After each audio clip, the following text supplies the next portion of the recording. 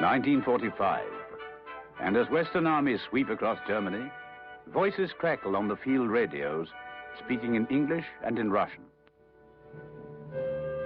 Until finally those allied in the struggle come together on the River Elbe. For Europe and the world, an unforgettable moment. And if only all had continued to act in the spirit of that moment, what a Europe, what a world might then have emerged.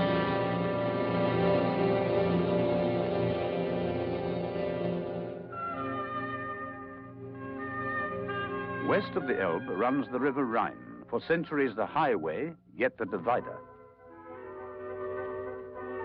The river of the Goths and Romans, Christians and pagans, free men and slaves. A river with a history of strife, for it runs through the heartland of Europe, the continent so long torn between races and factions that only dreamers like Charlemagne could visualize it as a peaceful unity.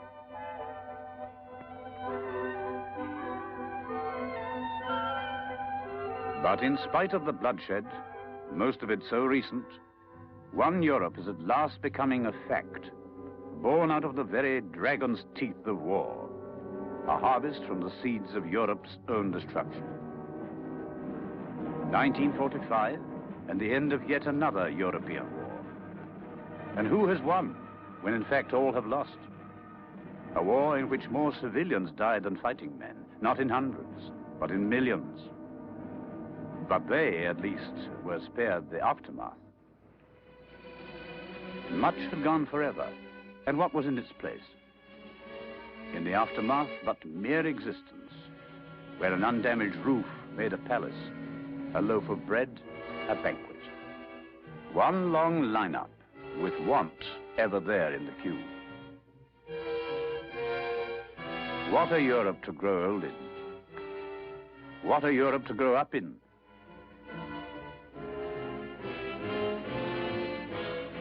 A black market where even pride was for sale to the highest bidder. A Europe in which degradation had brought the end of self-respect and human values harked back to the jungle. But in order that wheels could turn again, some had to put faith in others. They had to trust and sit round the same table to find by agreement the means of putting Europe, indeed the whole world, to rights.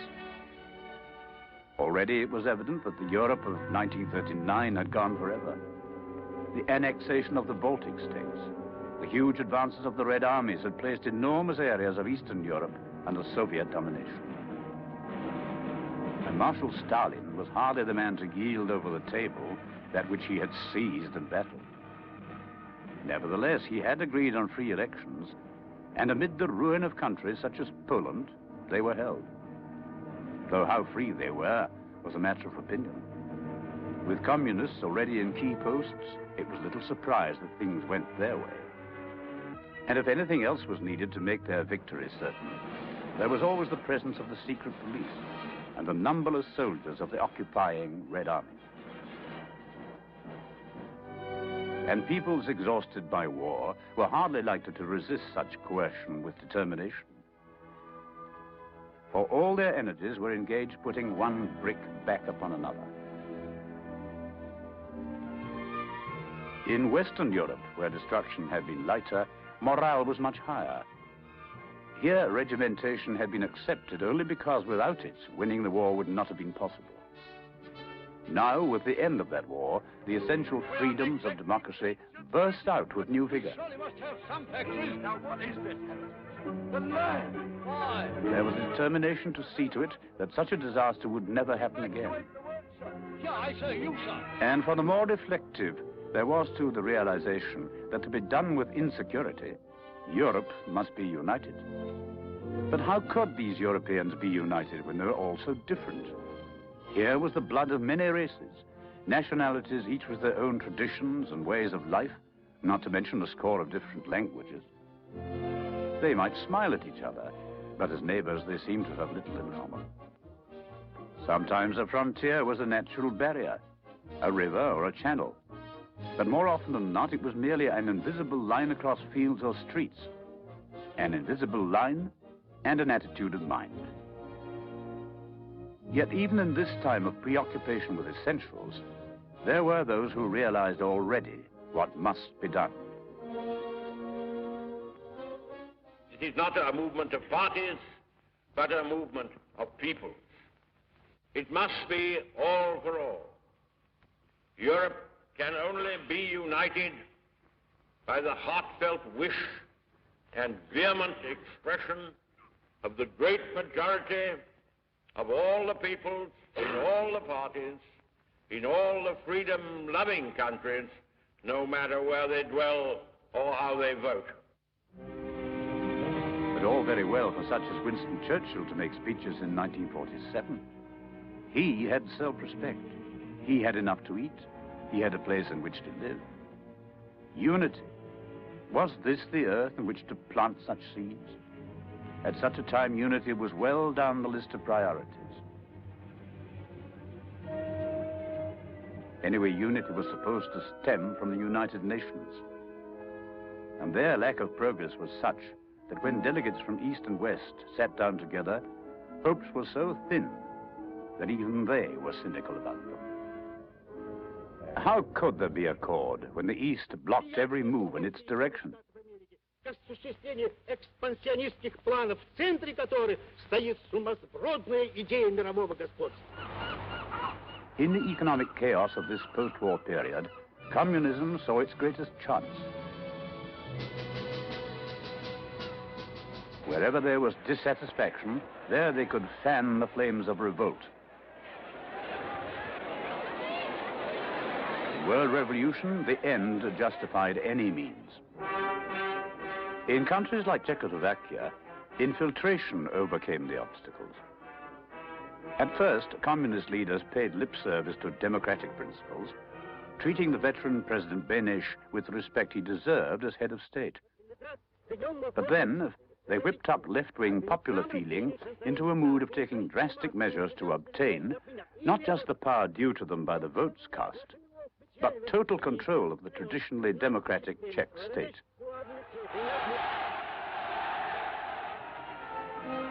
Soon, President Beneš was forced to retire and die broken-hearted in virtual exile. In the Czech parliament, the new leaders of the land made their debut with enthusiastic demonstrations of support.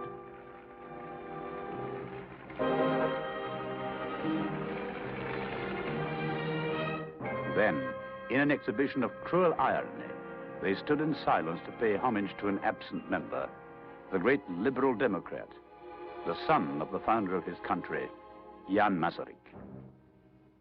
Jan Masaryk, who now lay in state after a fall to his death from a window. By accident, suicide or murder, no one knew.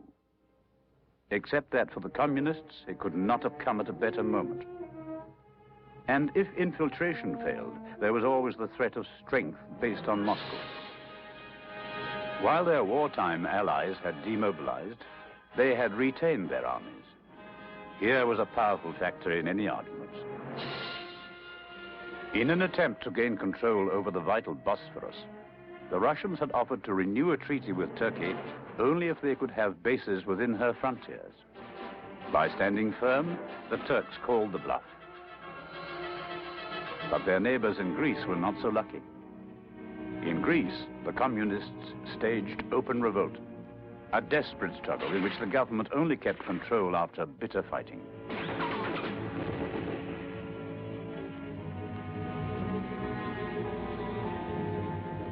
And already war-impoverished people were brought to the very limits of hunger, suffering, and despair. The method of settlement might be with guns, but what good were guns without bread? And so, for the world, there came the realization of the basic truth that Europe's problems stemmed not just from the recent war, but mainly from the neglect and indifference of centuries. What good were guns against backwardness? What good were guns against the malaria which sapped the strength of whole peoples? What good were guns against the tuberculosis, the rickets, the squalor, and filth? Feed the needy children, but what of their hungry fathers, mothers, grandparents? Now was the time to lift the stone and reveal the horrors that lay beneath.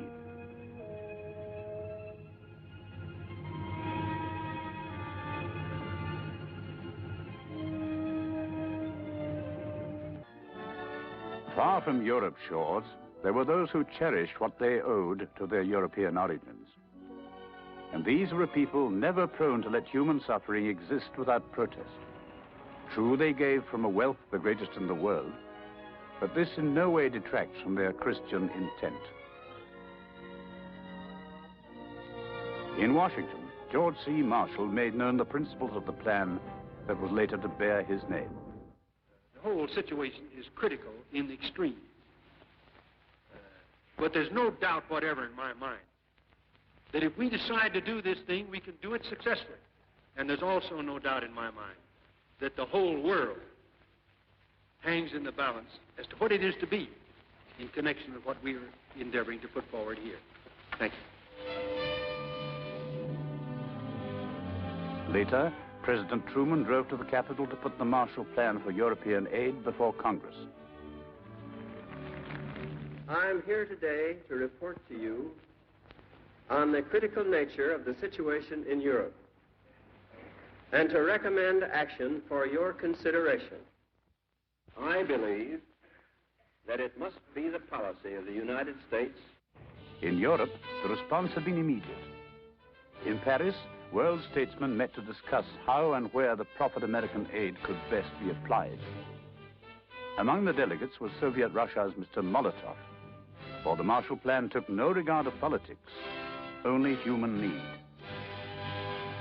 But for the communists, human need was their stock in trade. Such a plan could only put back their own plans of revolution by means of economic chaos.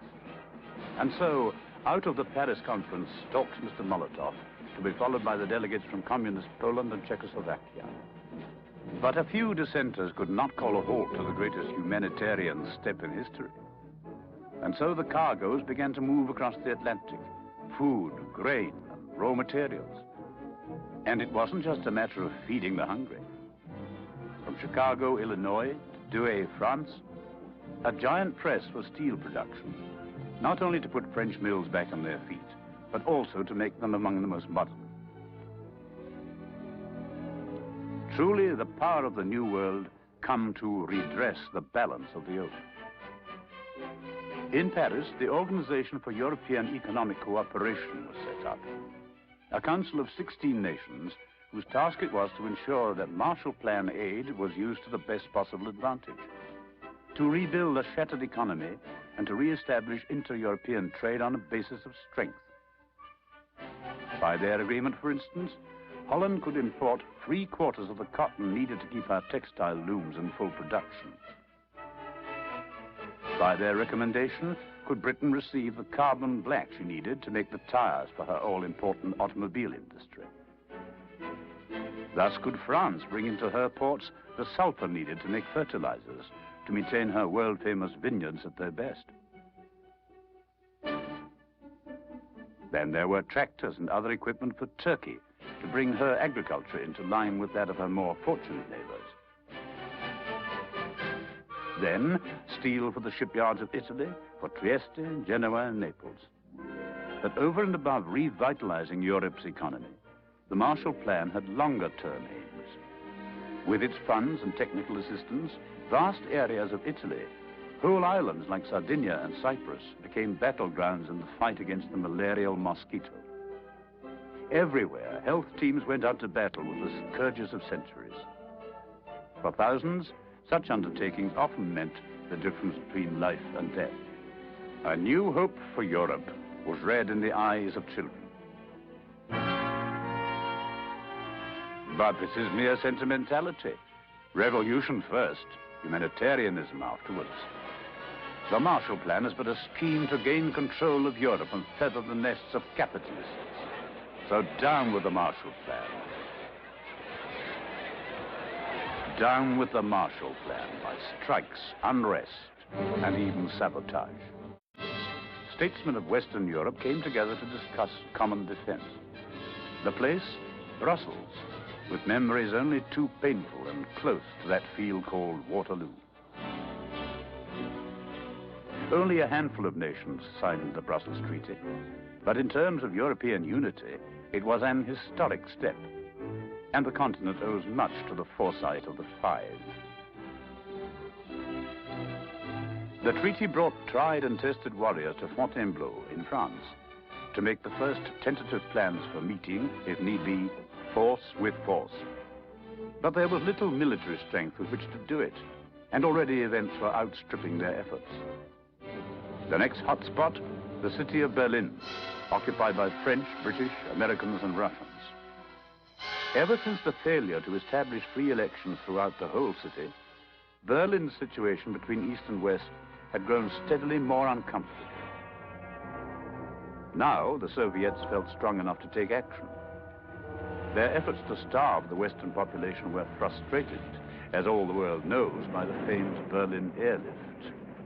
But in a few short years of peace, the Soviet area of domination had spread alarmingly over Europe. How could the Brussels powers alone halt further advance? And so for poor old Europe, talk of war yet again, and one brick hardly back upon another. What hopes now for the Marshall Plan? And so it wasn't surprising that the Europeans read their papers with not a little cynicism and despair. And then they read how 12 nations in Washington had signed what came to be known as the North Atlantic Treaty. And if they had doubts about the new organization, NATO, the need for it was proved at once by the virulence of the Soviet and Communist reaction. This was driving a rift between East and West. This was an affront to all peace-loving peoples. They paraded the dove as a symbol of peace, and peace was their slogan.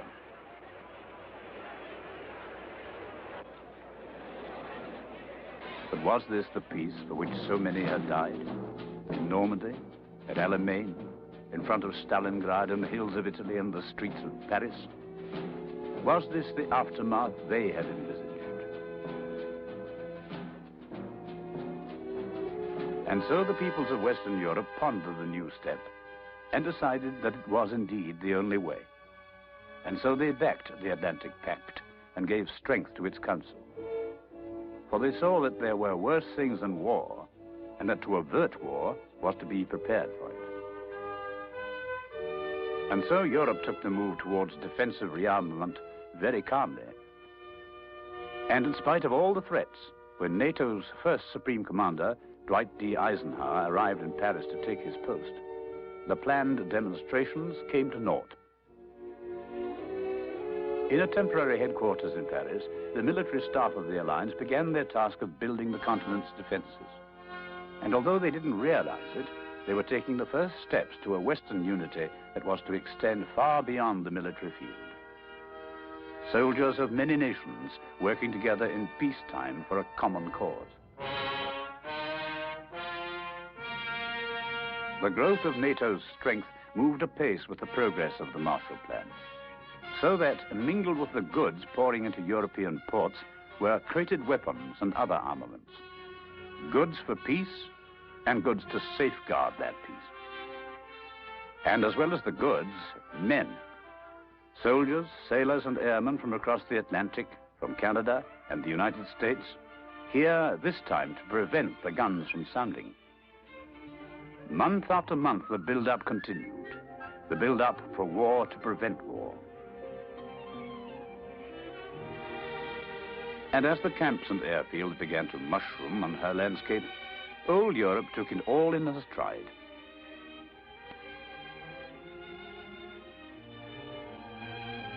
For those from overseas who visited her in those critical days, there was plenty to see.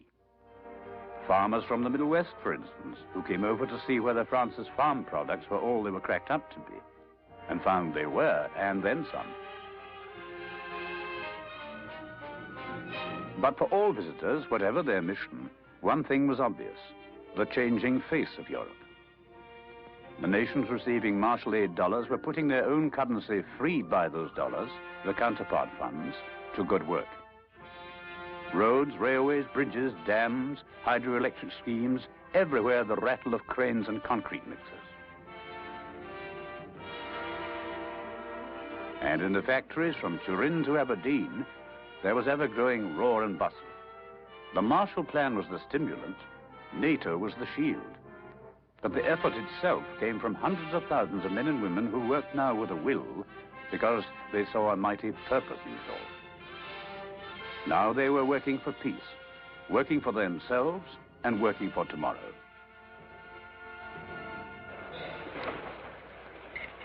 In Strasbourg, the Council of Europe was meeting regularly, and at its conferences, many European nations, NATO members and others, discussed the future of their continent.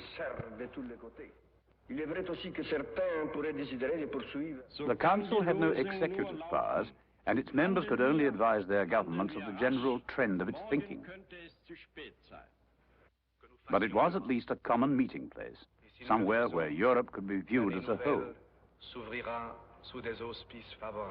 A start, but there was a long way to go. The arteries of the continent might be throbbing now with new life, yet still the age-old barriers loomed up. It seemed that little short of atomic bombs could shift the walls of rubber stamps, secure and rock-like as Cologne Cathedral or the citadel of Carcassonne. And yet the solution was easier than anyone imagined.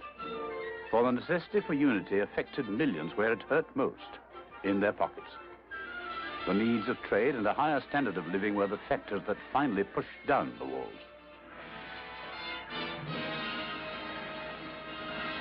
Once the steelworks and coal mines of the Saar, the Ruhr and Lorraine were the crucibles of war. From them came all the cannon, and without them war would have reverted to an affair of bows and arrows. And then in one step, by one agreement, all were brought together under one community, the European community of coal and steel, the dream of Francis Schumann turned into reality. In the city of Luxembourg, the community set up its headquarters and went quietly to work. In point of fact, the idea was purely an economic one. 6 Western European nations who dealt in coal and steel decided to cooperate to prevent overlapping, waste of effort, and unrealistic prices, to establish in this field one common market, a phrase that the world was soon to hear more of. Their reasons were economic, yet by this one act, a handful of practical visionaries had done more for European unity than all those who had striven by blood and force throughout centuries. The business of making swords had been turned into making plowshares, because there was little future in swords. In the meantime, at NATO headquarters in Paris, equally important moves had been made. A project to form a true European army to include forces from Western Germany had failed. But in its place, by general agreement of all the NATO nations, the Federal Republic of Germany was invited to become their 15th ally. A step vital to the alliance, a step vital too for European unity, for it placed the Federal Republic firmly within the Western orbit and out of the old no man's land. That was 1955, and since then, old Europe has seen much. Profitless summit meetings, frustration, Hungary, Cuba, and yet all the while the changing face. Now, in the heartland of Europe, the defensive forces of NATO provide routine spectacles, for by now they've been around for more than a decade.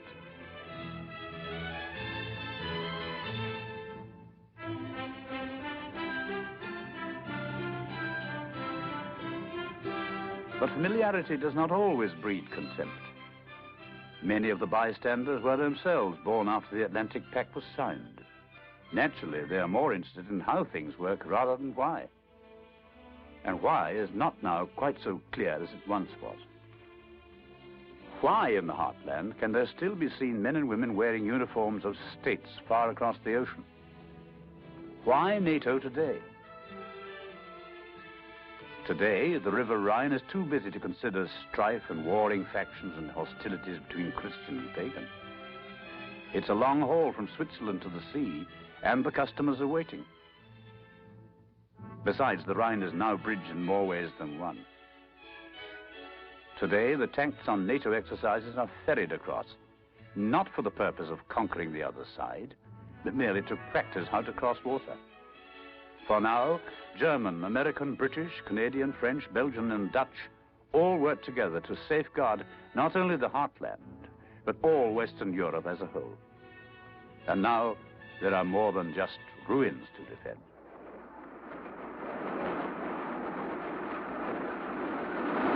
today, on the sleek new international trains, there are still those who must examine passports and ask if you've anything to declare. But they do it rather half-heartedly, while the express is in full dash, for prosperity cannot wait. Dear sir, with reference to your order of the 15th, we are pleased to be able to state that the desired consignment will reach you on time, even though your order is for half as much again as your last.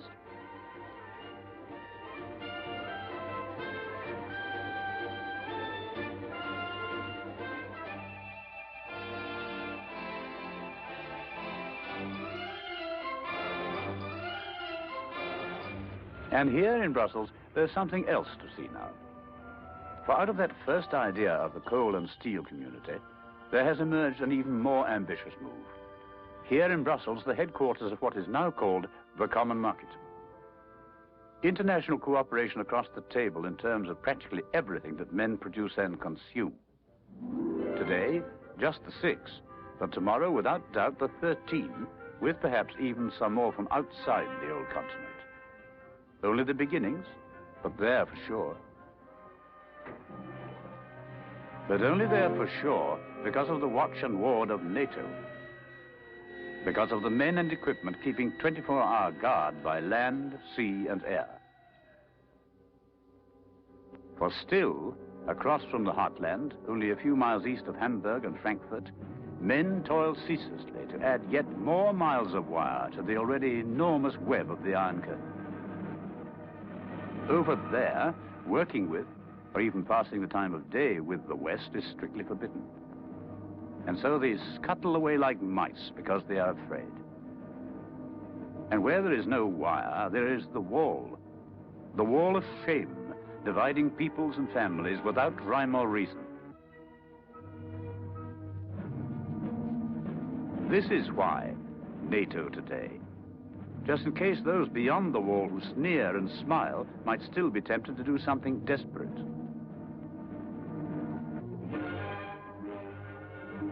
But for us, no time for walls. We have a train to catch. If they over there can't join us, then more's the pity. Because Europe is now moving ahead so fast, there's a real danger of being left behind.